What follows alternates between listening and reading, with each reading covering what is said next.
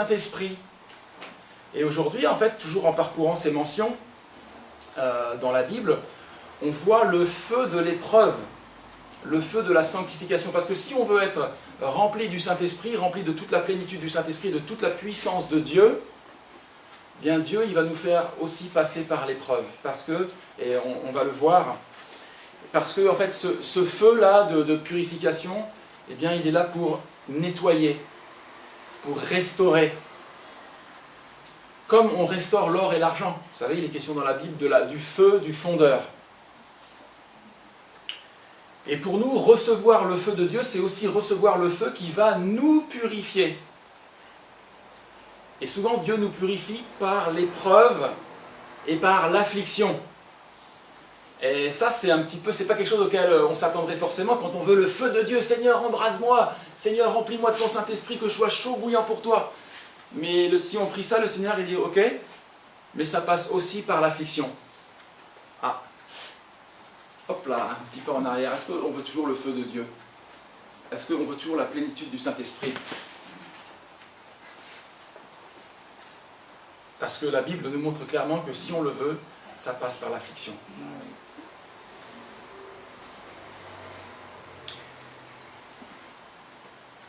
Et c'est mon premier point, là, le feu de l'affliction.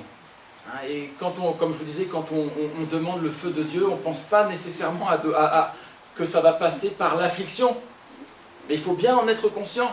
C'est pour ça que demander la plénitude du Saint-Esprit, c'est un engagement.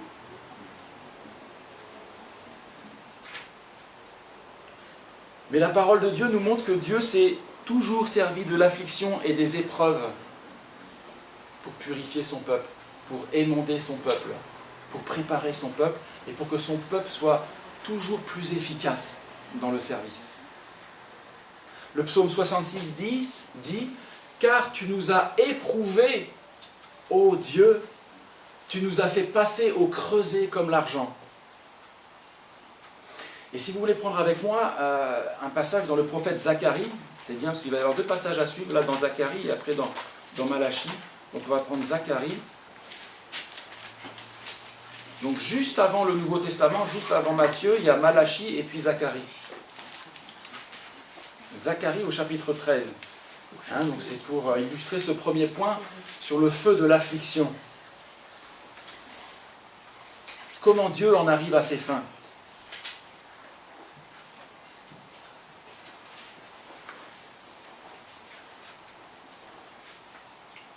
Zacharie chapitre 13,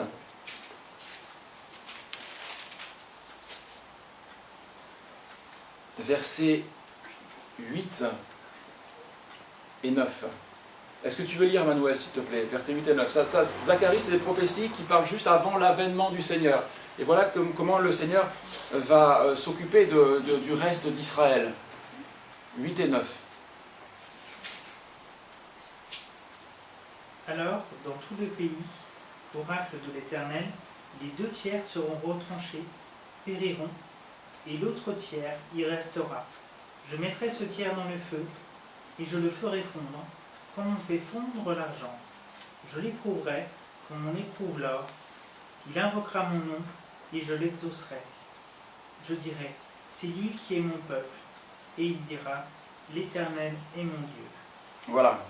Très important, ce passage-là, on voit comment Dieu va agir pour purifier ce reste d'Israël. Là. Et le verset 9 dit « Je mettrai ce tiers dans le feu » et dans ma version « Et je le purifierai comme on purifie l'argent, je l'éprouverai comme on éprouve l'or. » Quelle va être la conséquence de cela? De cette épreuve terrible? Il invoquera mon nom. Et je l'exaucerai, je dirai c'est mon peuple, et l'Éternel dira c'est mon Dieu. Ça c'est valable pour nous chrétiens. Dieu nous purifie aussi par l'épreuve. Mais on peut aussi en faire une application à l'Occident aujourd'hui, qui est frappé, qui est éprouvé, que ça puisse aussi avoir ce résultat-là. Je l'éprouverai comme on éprouve l'or, il invoquera mon nom et je l'exaucerai, je dirai c'est mon peuple et il dira l'Éternel est mon Dieu. Que Dieu puisse utiliser aussi ces événements, ces afflictions pour les nations. Exactement. Et vous savez, les difficultés, sont inhérentes à notre vie. Quand bien même nous sommes croyants, nous sommes chrétiens, nous sommes convertis à Jésus-Christ, nous savons que les difficultés, les épreuves sont inhérentes à notre vie. Et ceux qui l'ignorent, ceux qui se tournent vers le Seigneur en pensant que tout va aller merveilleusement bien dans leur vie, qu'ils n'auront plus aucune épreuve, aucune souffrance, se trompent. Si on leur a dit ça pour qu'ils se convertissent, on leur a annoncé un faux évangile. On leur dit tourne-toi vers le Seigneur et puis ta vie va être merveilleuse, tu n'auras plus jamais aucun problème, jamais aucune souffrance. Alors il y en a qui viennent, ils disent ah bah ouais super, alors si j'ai un bon Dieu, là, un bon génie qui va faire tout ce que je veux, qui va me donner tout ce que je veux, j'aurai plus jamais mal, j'aurai plus aucune souffrance, super, oui, je signe, où est-ce qu'il faut signer? Puis il y a des gens qui signent comme ça, qui signent on va dire intellectuellement, et puis dès que vient, on les voit même d'arriver dans les églises, et puis dès que vient l'épreuve, l'occasion de chute ou la contrariété, ils s'en vont. C'est un peu la parabole du semeur aussi, Ils reçoivent, certains reçoivent la parole, mais il n'y a pas de racine en eux-mêmes, et dès que vient l'épreuve, la tribulation, eh bien ils abandonnent.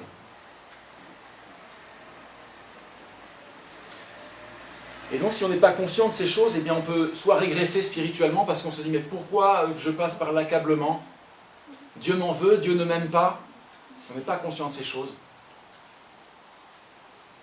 Et on peut même perdre pied quant à la foi. Mais l'apôtre Paul explique clairement que la fournaise est là pour nous éprouver et qu'elle n'a rien d'étrange.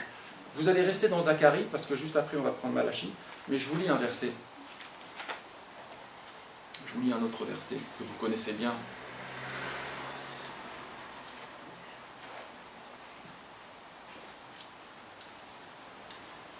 Écoutez bien, mes bien-aimés, ne trouvez pas étrange d'être dans la fournaise de l'épreuve, le feu, comme s'il vous arrivait quelque chose d'extraordinaire. Réjouissez-vous au contraire. Waouh, là il va encore plus loin.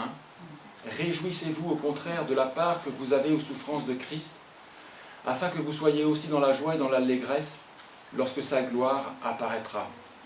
Si vous êtes outragés pour le nom de Christ, vous êtes heureux parce que l'Esprit de gloire, l'Esprit de Dieu repose sur vous. Donc il dit, ne trouvez pas étrange d'être éprouvé, de passer par l'affliction. Réjouissez-vous au contraire. Ça veut dire, donc tout ce qui se passe, en fait ça doit être un sujet de réjouissance. Parce que Dieu est à l'œuvre. Et pourquoi Dieu permet l'affliction, quelle que soit votre affliction? C'est-à-dire que toutes les épreuves que vous traversez, ou que vous avez traversées, Dieu était parfaitement aux commandes. Parce que toutes les épreuves, tous les exercices que vous traversez, que nous traversons, que je traverse, sont là spécialement pour vous. Sont là spécialement pour moi. C'est dur de dire ça, Tous les petits exercices, tous les petits tiraillements du quotidien, toutes les petites choses sur lesquelles on échoue encore, elles sont là et elles reviennent pour que Dieu puisse éprouver notre patience, notre capacité à lui faire confiance, notre foi, nous mettre à genoux dans la prière. Voilà ce que Dieu veut. Et donc c'est ce qu'on a vu premièrement, qu'on a vu le feu de l'affliction, et ce qui est très important et ce qui nous aide à traverser l'affliction, c'est ce deuxième point, c'est l'identité de ce feu. Qui est ce feu? Et puisque vous êtes dans Zacharie, tournez juste une page dans Malachie, chapitre 3, versets 1 à 3. Malachie, chapitre 3, versets 1 à 3. Est-ce que Ruth, tu peux lire Malachie, chapitre 3, versets 1 à 3. Voici que j'enverrai mon messager pour me préparer le chemin. Alors juste, Ruth, à ce moment-là, c'est confirmé dans le Nouveau Testament, Dieu parle de Jean-Baptiste. Jean-Baptiste qui va préparer le chemin du Seigneur. Et soudain, il entrera dans son temple, le Seigneur que vous cherchez, le messager d'alliance que vous désirez, et voici qui arrive, dit l'Éternel, le Maître de l'univers. Qui pourra supporter le jour de sa venue? Il restera debout quand il apparaîtra. En effet, il sera pareil à un feu purificateur à la lessive des blanchisseurs. Il s'assiera pour fondre et purifier l'argent. Il purifiera les descendants de Lévi, et il rendra pur comme rend pur l'or et l'argent. Et c'est suivait la justice, et ils présenteront les offrandes à l'Éternel. Voilà, donc en fait, ici, ça nous parle de Jean-Baptiste qui va préparer le chemin du Seigneur, et le Seigneur qui va arriver et qui va purifier son peuple. Et donc l'identité de ce feu, c'est Jésus. Ça veut dire que l'identité, la personne qui permet toutes nos épreuves, toutes nos afflictions, c'est le Seigneur. Et ça, c'est important de se le rappeler. Je trouve que c'est formidable, c'est incroyable de se le rappeler, parce que finalement, on n'a pas tant à traiter avec le diable. Et oui, on se rappelle, comme je vous disais, de l'histoire de Job. Job se promène, il va devant le Seigneur, et il dit, Dieu dit, regarde mon serviteur Job, et Dieu dit, oui, Satan lui dit, étends ta main sur lui, et tu verras s'il t'aime toujours. Et Dieu dit, vas-y. Donc Satan ne fait que ce que Dieu lui a autorisé à faire. Ça veut dire que nous, dans tout ce qui nous arrive, on ne traite finalement qu'avec Dieu.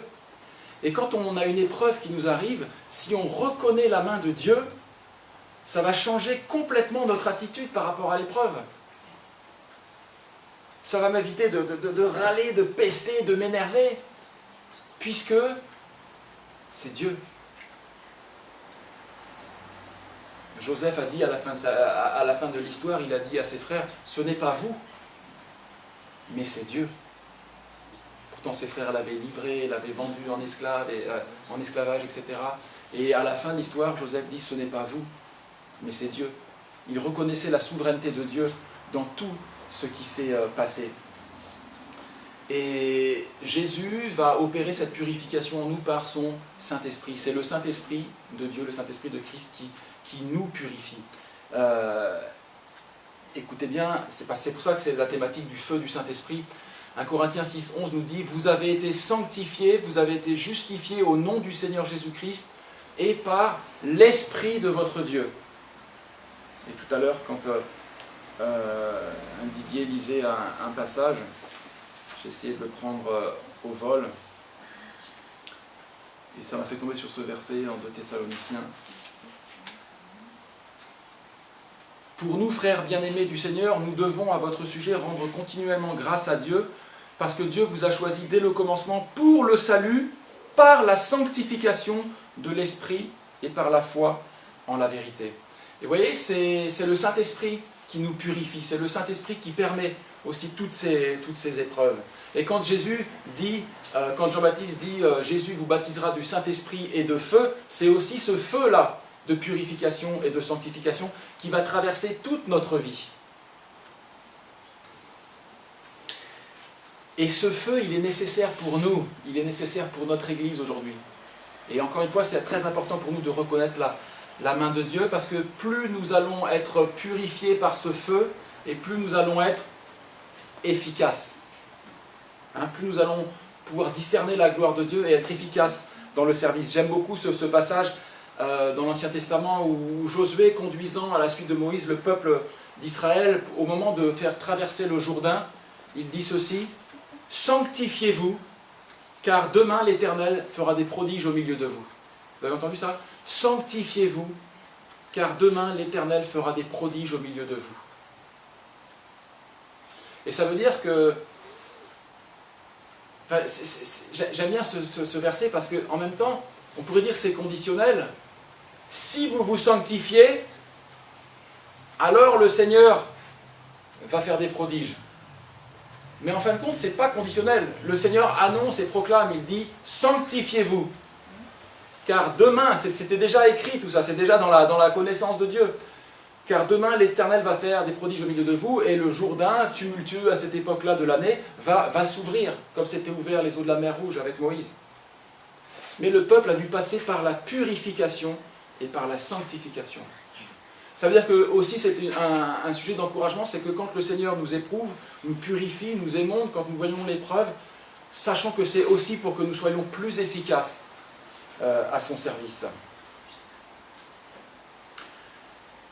Alors comment voyez-vous, frères et sœurs, avant de conclure avec le troisième point, comment voyez-vous les malheurs, entre guillemets, qui vous arrivent? Comment vous les voyez? Comment je les vois? Est-ce que nous, on est souverains pour savoir vraiment ce qui est en train de se passer? Est-ce que nous, on est souverains pour savoir vraiment ce qui nous arrive, si c'est bien ou si c'est mal? Et je voudrais vous donner une illustration là que j'ai trouvée, peut-être vous la connaissez.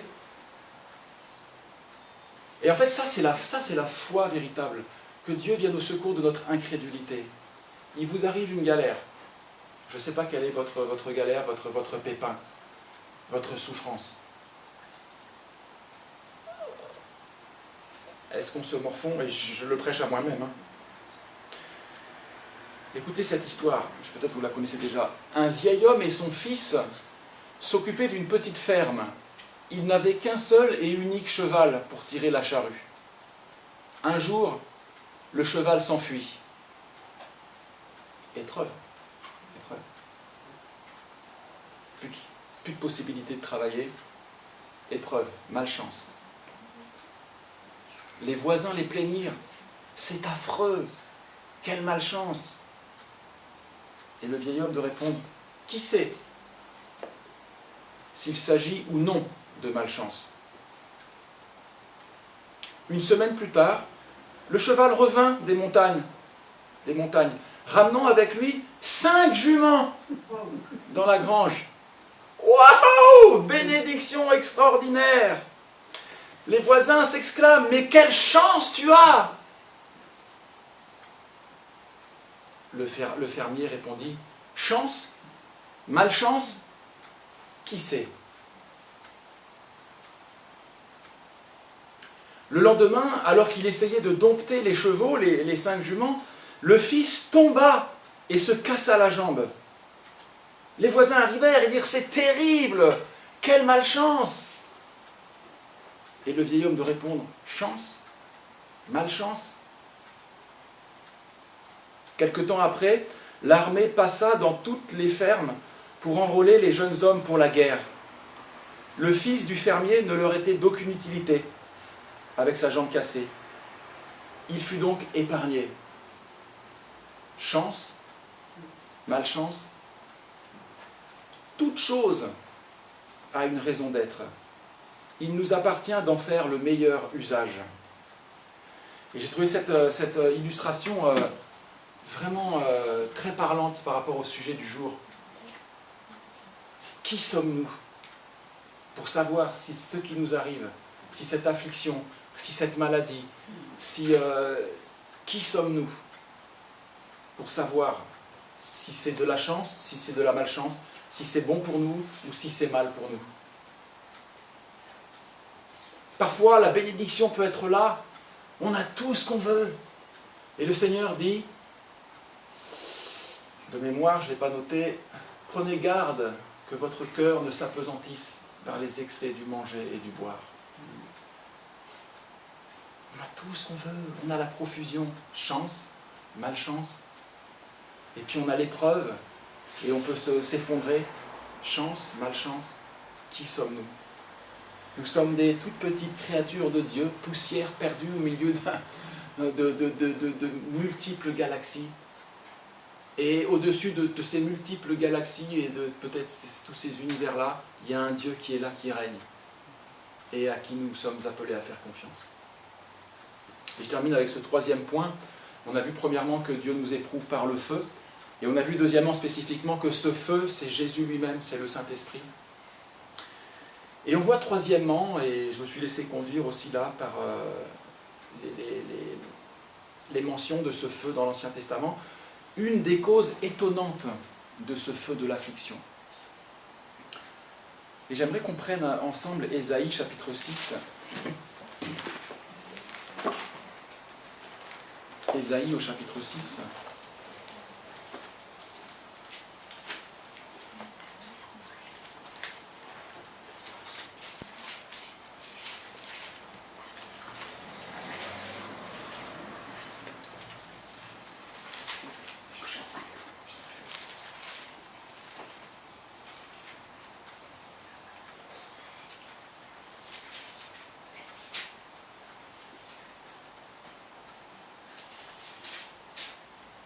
je rappelle le titre de ce point, c'est une des causes étonnantes de l'affliction. Parce que Hébreux au chapitre 12 nous dit que Dieu, il est comme un père qui châtie ses enfants. Quand il y a besoin, il est comme un père qui va châtier ses enfants. Et parfois aussi, pas tout le temps, hein, je dis bien pas tout le temps, mais parfois l'épreuve peut nous arriver aussi, l'affliction aussi peut nous arriver parce que Dieu veut corriger ses enfants. Et voilà ici une des causes étonnantes du feu de l'affliction. Et donc c'est à qui de lire? On va continuer avec Didier. Ésaïe chapitre 6, versets 1 à 4. Écoutez bien ce qui se passe avec le prophète Ésaïe ici, qui va entrer dans une vision de la gloire de Dieu. Il va contempler la gloire du Seigneur. L'année de la mort du roi Oséas, je vis le Seigneur assis sur un trône très élevé, et les pans de sa robe remplissaient le temple. Les séraphins se tenaient au-dessus de lui.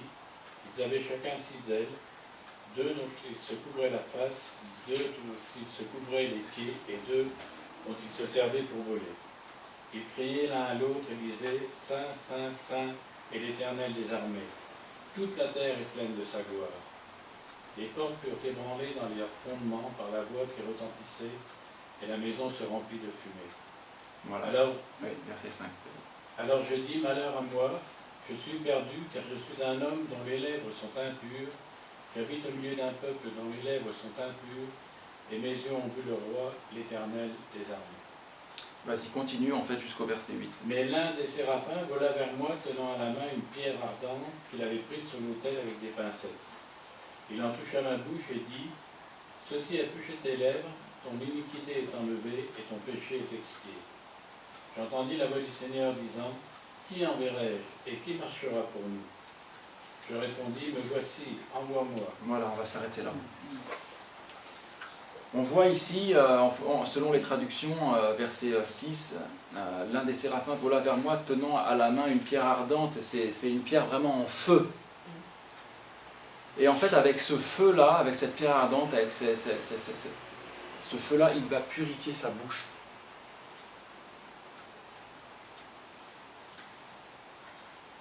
Et le verset 5, Ésaïe dit, avant de commencer son ministère, où il va dire « Me voici, envoie-moi ». Quand le Seigneur lui dit « Qui enverrai-je, qui marchera pour nous ?» Il va dire « Me voici, envoie-moi ». Mais avant, il faut que ses lèvres soient purifiées. Et donc il va le confesser, il va dire, verset 5, « Malheur à moi, je suis perdu car je suis un homme dont les lèvres sont impures. J'habite au milieu d'un peuple dont les lèvres sont impures. Et mes yeux ont vu le roi. » Et ce qu'il va faire, Dieu, c'est qu'il va purifier sa bouche. Il va purifier sa bouche. C'est important parce que confronté à la gloire de Dieu, Ésaïe va prendre conscience de son impureté, va pousser un cri de désespoir, et il va comprendre que ce feu-là, il est lié à sa bouche, au péché de sa bouche. Et Dieu met l'accent sur cela. Et c'est très intéressant parce qu'il met beaucoup l'accent sur cela dans le Nouveau Testament. C'est-à-dire que notre bouche est censée honorer Dieu, mais c'est l'un des péchés les plus graves que l'on peut trouver dans les églises, un des péchés les plus sous-estimés. La bouche, la langue de vipère, l'hypocrisie. Et regardez, Hélène, tu peux lire ce passage monumental à ce sujet dans Jacques au chapitre 3, que vous connaissez aussi, mais que je voudrais qu'on relise.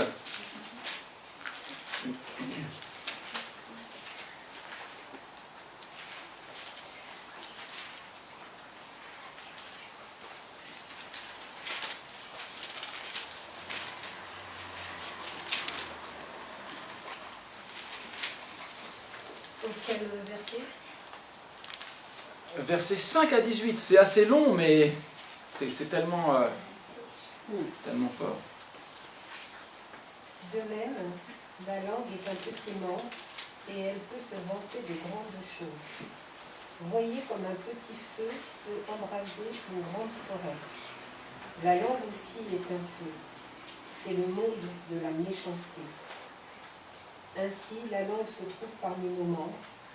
Elle souille tout notre corps et enflamme le cours de notre existence, étant elle-même enflammée par l'enfer.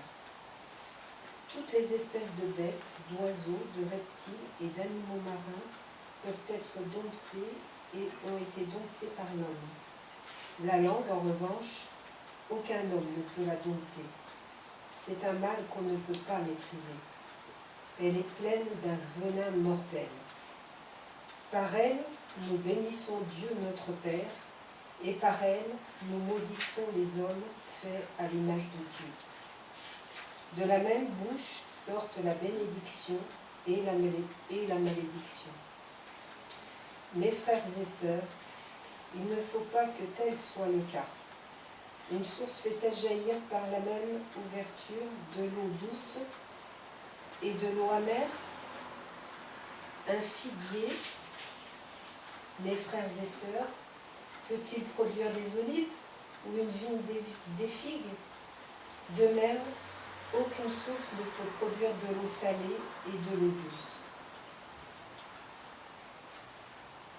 Lequel parmi vous est sage et intelligent, qu'il montre par un bon comportement ses œuvres empreintes de douceur et de sagesse. Mais si vous avez dans votre cœur une jalousie amère et un esprit de rivalité, ne faites pas les fiers et ne mentez pas contre la vérité. Une telle sagesse ne vient pas d'en haut.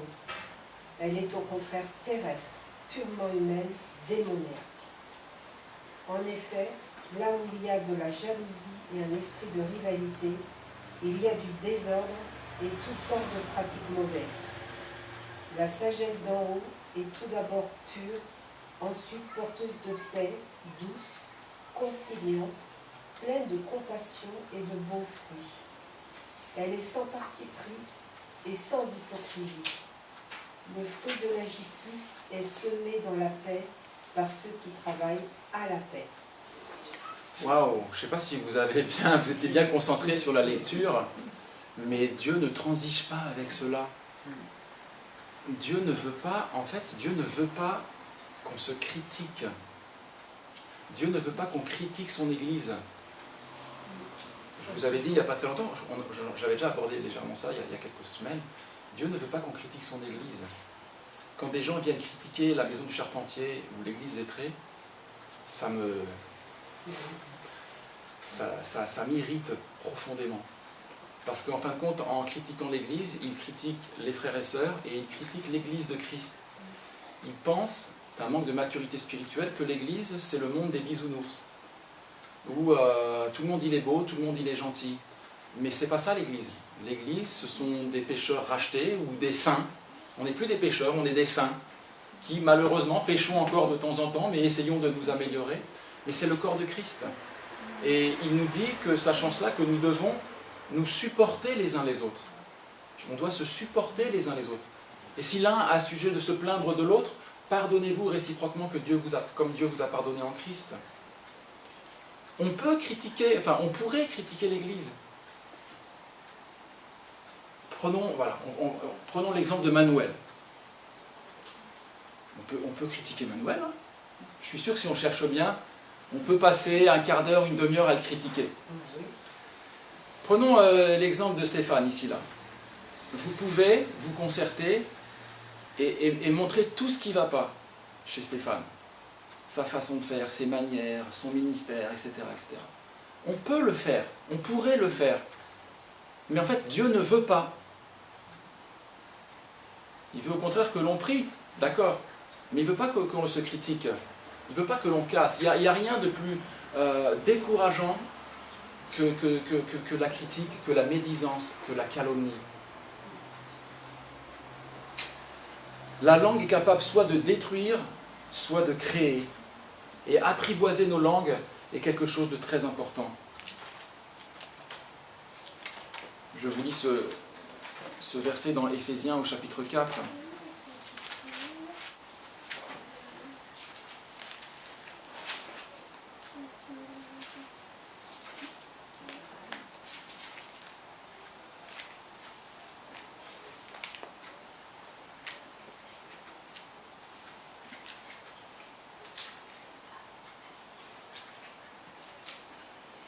Voilà, je vous lis au verset 29. Qu'il ne sorte de votre bouche aucune parole mauvaise, mais s'il y a lieu, quelques bonnes paroles qui servent à l'édification et communiquent une grâce à ceux qui l'entendent. Vous savez, parce que si on ne le fait pas, qu'est-ce qui se passe? Eh bien, il dit, n'attristez pas le Saint-Esprit de Dieu, par laquelle vous avez été scellés pour le jour de la rédemption. Que toute amertume, toute animosité, toute colère, toute clameur, toute calomnie et toute espèce de médisance, de méchanceté disparaissent du milieu de vous. Soyez bons les uns envers les autres, compatissants, vous pardonnant réciproquement comme Dieu vous a pardonné en Christ. Et c'est ce que je vous disais, oui, on pourrait critiquer l'imperfection de notre Église, mais en fait, Dieu ne le veut pas. C'est clair. Dieu ne veut pas. Il dit que ces choses-là disparaissent du milieu de vous. Il n'y a rien de pire quand on arrive dans une réunion où les gens se chamaillent et cherchent à avoir raison, à imposer son opinion. Il n'y a rien de pire et de plus qui décourage que cela. Et le Seigneur, au contraire, il dit qu'il ne sorte de votre bouche, verset 29, aucune parole mauvaise, mais s'il y a lieu, quelques bonnes paroles qui servent à l'édification et communiquent une grâce à ceux qui l'entendent. Quand je viens ici, quand vous venez ici, votre but, ça doit être d'exhorter, d'encourager les autres, de les bénir.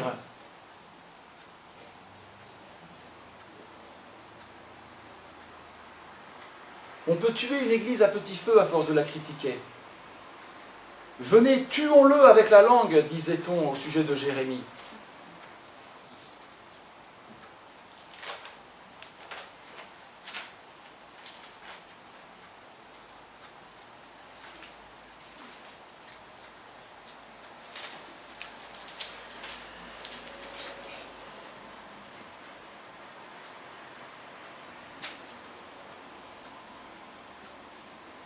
Que l'amour soit sans hypocrisie.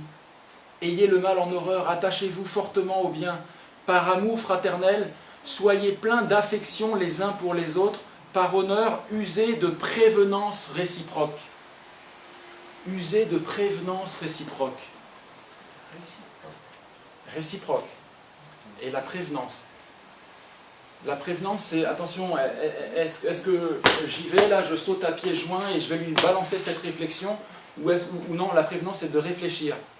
Attention, est-ce que ça va la casser, la détruire, l'encourager? Est-ce que je fais ça pour, dans un zèle amer et dans un esprit de dispute? Est-ce que je mesure mes mots? Il y a un proverbe qui dit qu'il faut tourner sa langue 7 fois dans sa bouche avant de parler. La prévenance réciproque.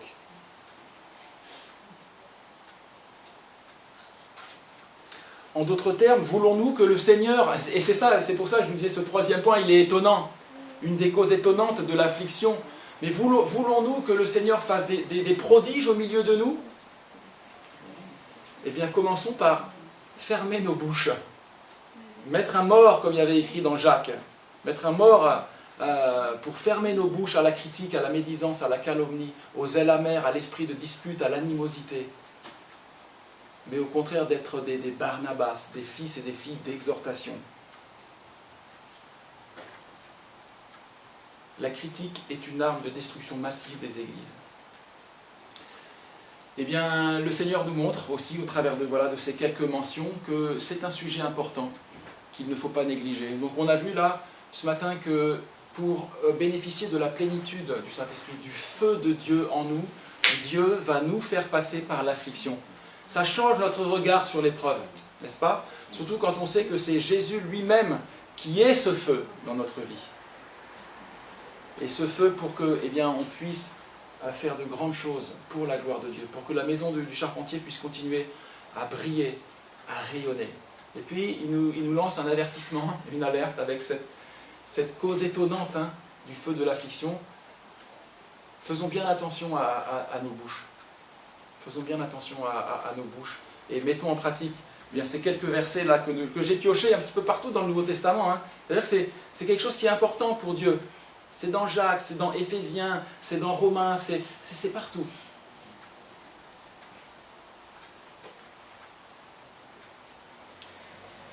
Aussi un verset qui dit, c'est dans Philippiens au chapitre 4, je termine avec ce verset, que votre douceur soit connu de tous les hommes.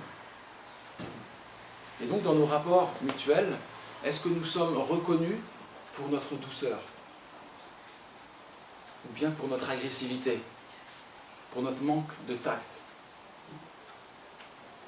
Le Seigneur dit à tout le monde que votre douceur soit connue de tous les hommes.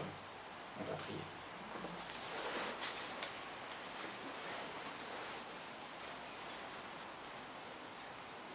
Seigneur notre Dieu, merci pour ta parole, parce qu'elle est riche. Elle est riche en enseignements pour nous. Merci Seigneur, parce que ta parole nous fait du bien, parce qu'elle nous aide à voir l'épreuve, l'affliction, les souffrances, la maladie, Seigneur, comme quelque chose qui vient de toi. Et ça nous aide, Seigneur, à l'accepter.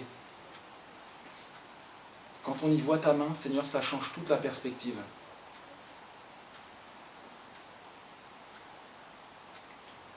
Donc merci, Seigneur, de nous aider à accepter tout cela comme venant de toi. Pour nous apprendre aussi la patience, la confiance, pour nous apprendre aussi la prière pour la délivrance. Et Seigneur, eh bien, tu nous as montré aussi ce matin à quel point tu voulais sanctifier la bouche de ton peuple. Et que d'un côté, nous ne soyons pas en train de bénir Dieu, de louer Dieu, et de l'autre côté, de critiquer, de calomnier, de médire les frères et sœurs. Donc Seigneur, merci de bénir ta parole dans nos cœurs. Nous voulons être attentifs à ce que tu nous dis, Seigneur, parce que nous avons à cœur de voir tes prodiges au milieu de nous. Et donc Seigneur, encore nous te prions que tu nous fasses voir tes prodiges. Et je te rends grâce encore, mon Dieu, mon Père, pour ce qui s'est passé à la foire de La Rochelle, Seigneur. Cette effusion du Saint-Esprit, mon Dieu, où tu as permis tellement de contacts. C'est ce que nous voulons voir, c'est ce que nous voulons entendre, Seigneur. Et nous te prions encore que tu continues à sauver une multitude d'âmes, Seigneur notre Dieu. Et nous nous remettons encore ce matin entre tes mains pour pouvoir être ces ouvriers dans ta moisson. Ces ouvriers qui acceptent ta souveraineté dans les épreuves et ces ouvriers qui sachent tenir leur langue et être des sujets de bénédiction autour d'eux. Au nom de Jésus-Christ. Amen. Amen. Amen.